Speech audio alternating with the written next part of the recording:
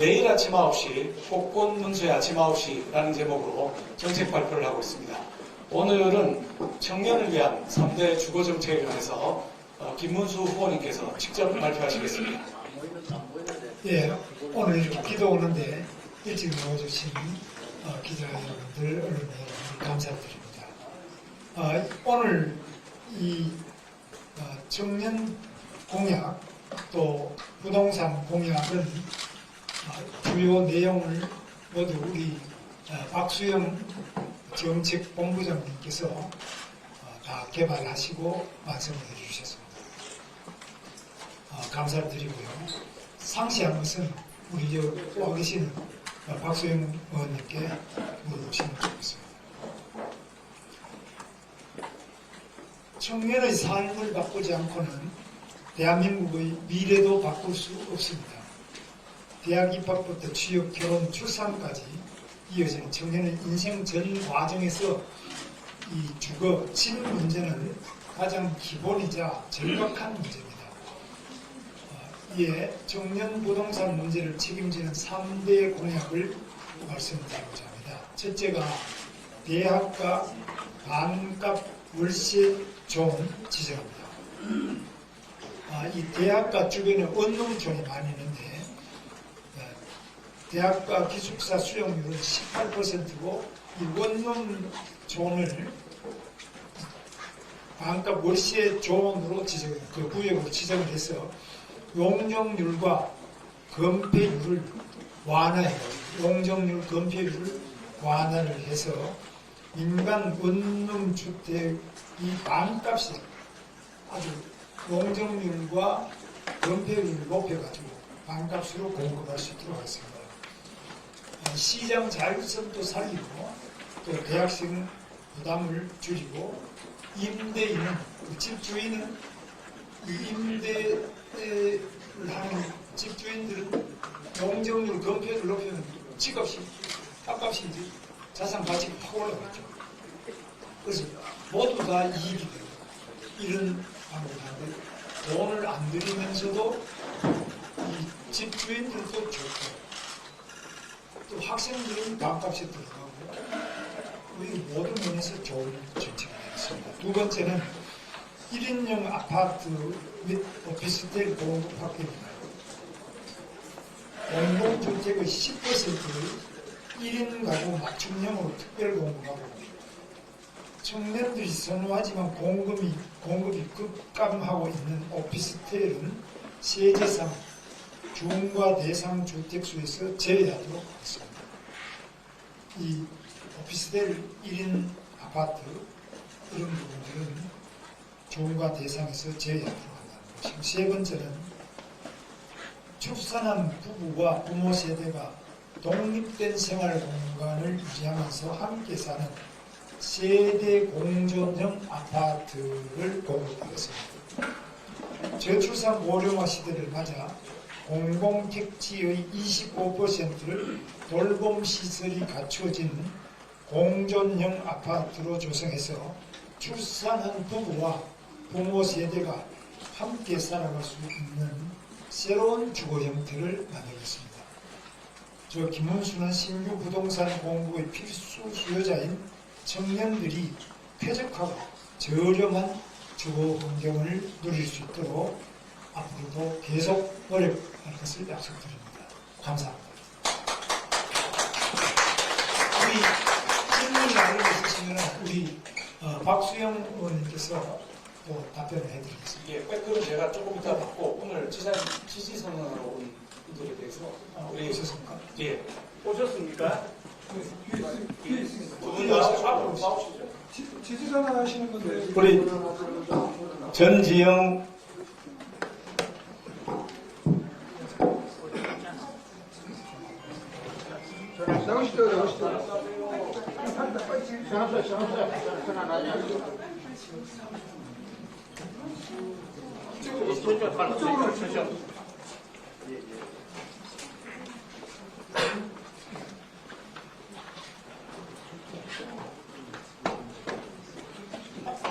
아까 신발 열사님은 안 오세요?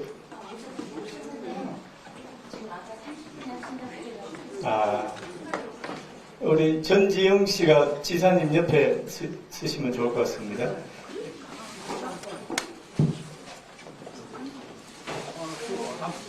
네, 전지영 씨가 지사님 옆에 쓰십시오. 제가 잠시만 설명드리겠습니다. 탄핵 국면에서 우리 저 지사님 옆에 계신 전지영 씨가 아시다시피 28일간 단식을 하신 분입니다. 헌법재판소 바로 정문 옆에서 저도 마침 옆에서 한 23일 정도 노숙에 참여하면서 저분들의 진심을 알게 되었는데 오늘 뭐 정창옥 단장님, 신발 열사님도 같이 오시게 되지 않았습니다만은 오늘 우리 김문수 후보 지지하시는 데 대해서 깊이 감사를 드리고 제가 짧게 한 말씀만 드리면은 아마 작은 차이가 있을지도 모릅니다. 그러나 자유민주주의 대한민국을 지켜야 한다는 그 마음만은 우리 김문수 후보와 똑같다.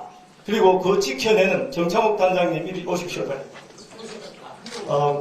그 지킬 수 있는 그 역할은 김문수 후보만이 해낼 수 있다. 이런 생각에서 우리 전지영 열사님 또 정창욱 단장님을 비롯한 많은 분들이 오늘 김문수 후보 지지 선언을 해주시게 되었습니다. 감사합니다.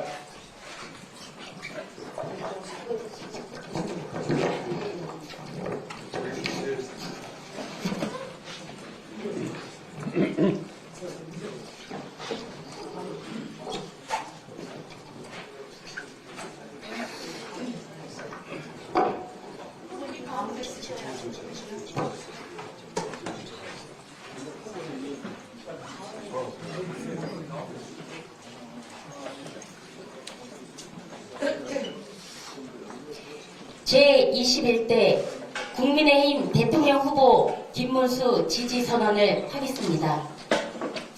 사랑하는 국민 여러분, 저는 2달 전 헌법재판소 앞에서 28일 동안 단식을 하고 13일 동안 철야 노숙투쟁을 이어가며 총 41일 동안 헌법재판소 앞을 지켰던 전지영이라고 합니다.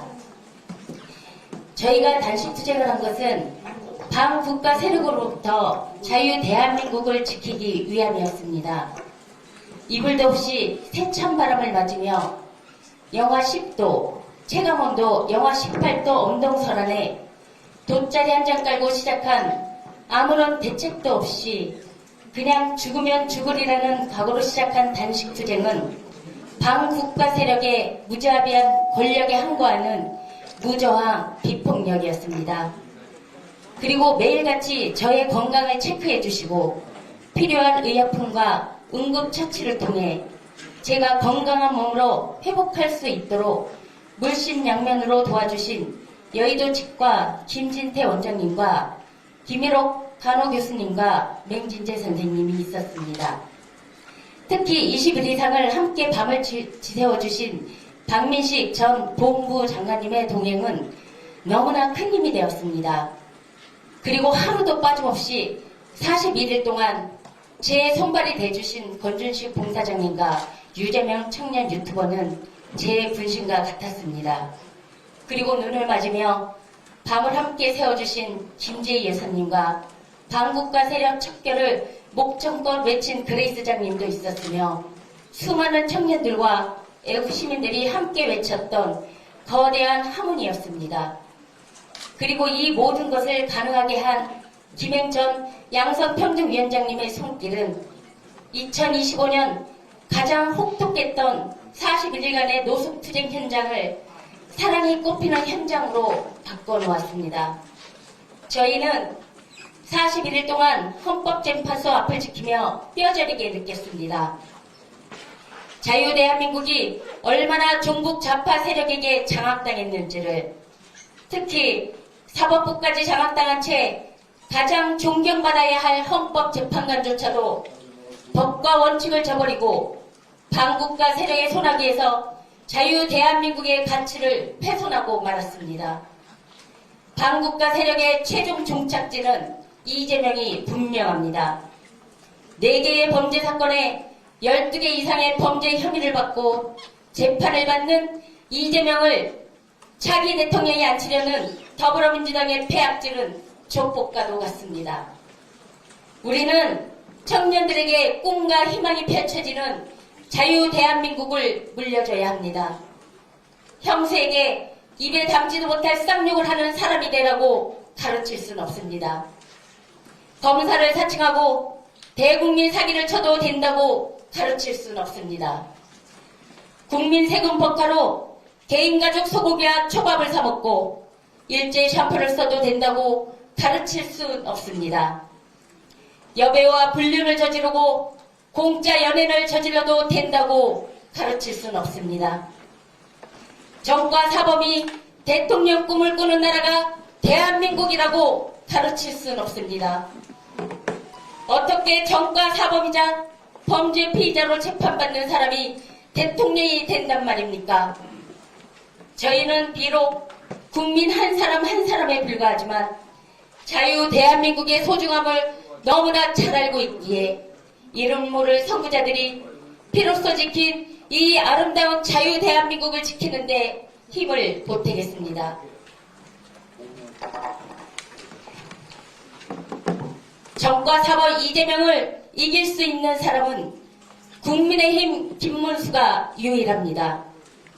한국 정치사의 좌우를 넘나들고 다양한 역할을 경험하고 특히 청렴 결백한 김문수 후보야말로 정과자 이재명을 이길 수 있기에 우리는 대한민국 제21대 대통령 국민의힘 김문수 후보를 지지합니다. 감사합니다. 2025년 4월 22일 국가정의실천연합 헌법재판소합 28일 단식투쟁가 전지현과 애국시민 일동.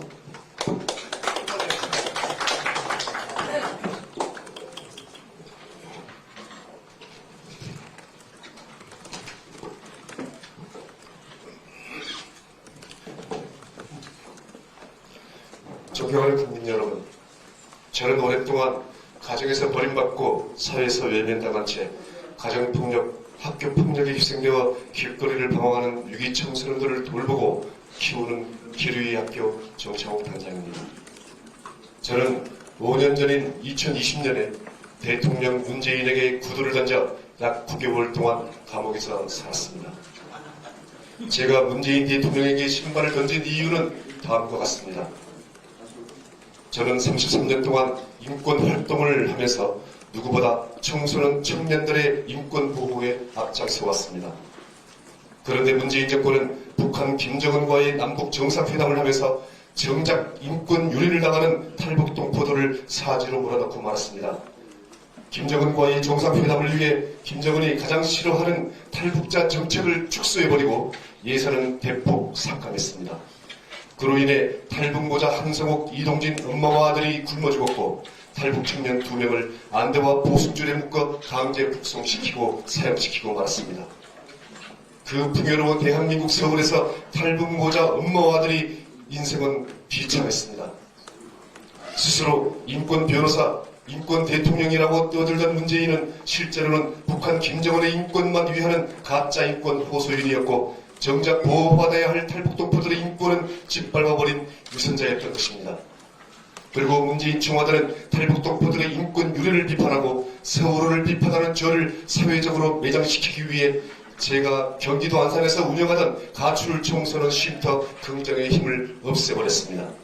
바로 저기에 저 옆에 보시면 석장에 아이들이 그린 그림이 있습니다. 그 가출 청소년들이 그린 그림입니다. 그로 인해 가정에서 버림받은 가출 청소년들은 또다시 길거리에 버려졌습니다.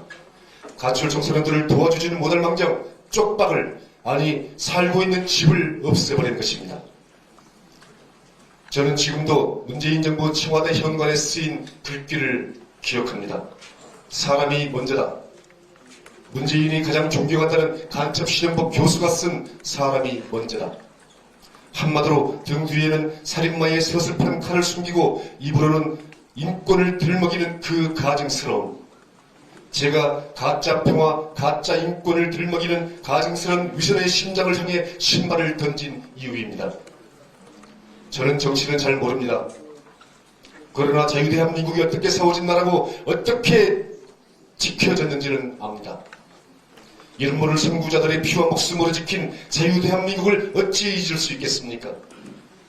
그리고 안타깝게도 2025년 현재 작금의 현실은 자유 대한민국 최대 위기입니다. 자유 대한민국 체제를 수호하느냐 반국가 세력에게 먹히느냐의 전체절명의 기로에 서 있는 것입니다. 존경하는 내국 시민 여러분, 저는 자유 대한민국을 지키기 위해 반국가 세력 척결에 앞장설 것입니다. 그리고 그 반국가 세력 척결의 최적임자로 김문수 후보를 선택했습니다. 경기 도지사 8년 동안 평택 삼성 반도체 공장을 유치한 진짜 유능한 일꾼 김문수, 삼선 국회의원이자 2번의 경기 도지사 고용노동부 장관을 역임한 진짜 일꾼 김문수, 고위공직자로 22년을 살아왔음에도 평생을 24평 서민 아파트에 사는 청렴 결백한 김문수, 진짜 능력 있고 진짜 서민스러운 김문수는 50년 전 청년 시절에 이미 준비된 대통령이었는지 모릅니다. 감사합니다.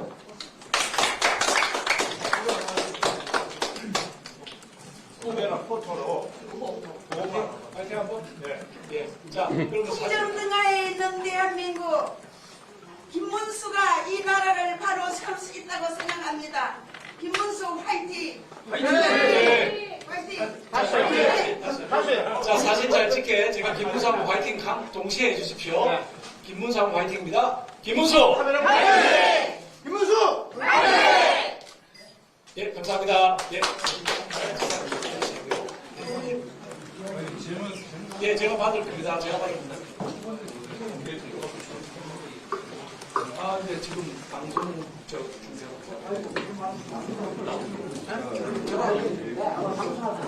정치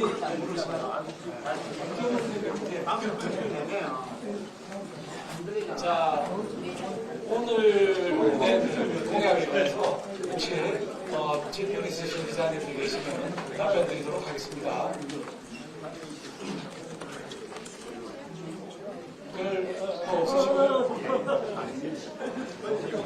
없으시면 오늘 예, 뭐 어떻게 말씀하시죠? 네, 안녕하세요. SBS BJ 이정민이라고 합니다. 세대공전형 주택보급 관련해서 여쭤보고 싶은데 공공택지 나와 있는 게 상계신도시가 포함인 건지 아니면 앞으로 추진되는 공공택지 조성부터 구상하고 계신 건지. 예, 그 부분은 앞으로 조성되는 공공택지에 적용을 할 생각입니다. 앞으로 조성되는 공공택지에 적용을 했습니다. 기왕에 있는 부분들은 기왕에 살고 있던 분들의 이해가 걸렸기 때문에 그걸 집어넣기 쉽지가 않아서 앞으로 조성하는 공공택지의 25%는 세대 공존형 주택으로 해서 결혼한 부부 세대가 부모님 어느 한쪽이든 모시고 살아가는데 중간에 칸막이가 벽이 있어서 완전히 별개의 집처럼 되어 있는 이런 형태로 되고 아예 육아 같은 거 생활을 같이 할 수 있도록 다른 방식으로 만들어가는 것입니다. 중간에 벽이 있는 거죠. 예, 예. 예. 채널A 남영수인데요. 네네.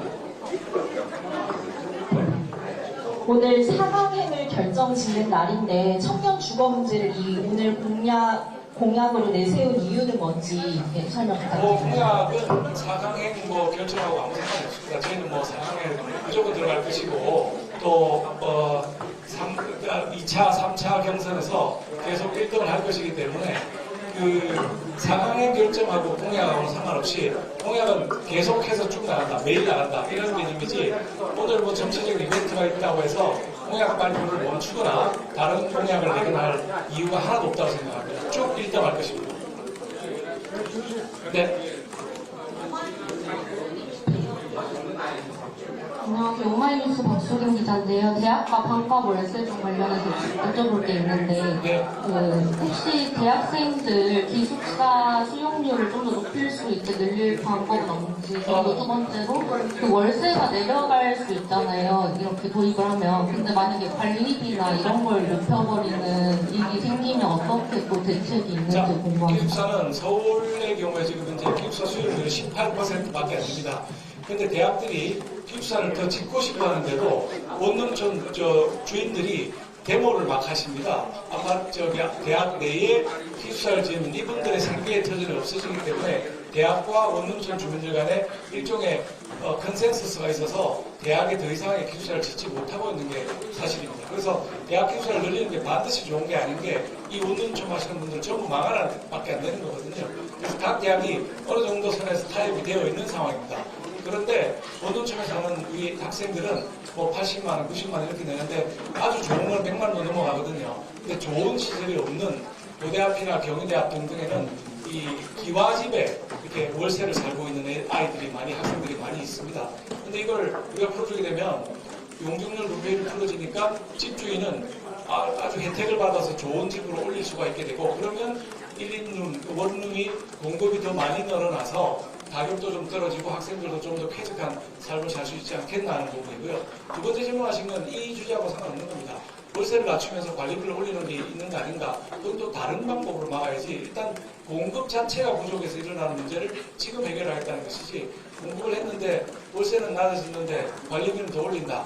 이거는 다른 루트로 해야 되는 것이고, 공급이 많아지면 만약에 A라는 임대주가 뭐 관리비를 갑질해서 많이 받는다 이러면 학생들이 또 떠나는 거죠.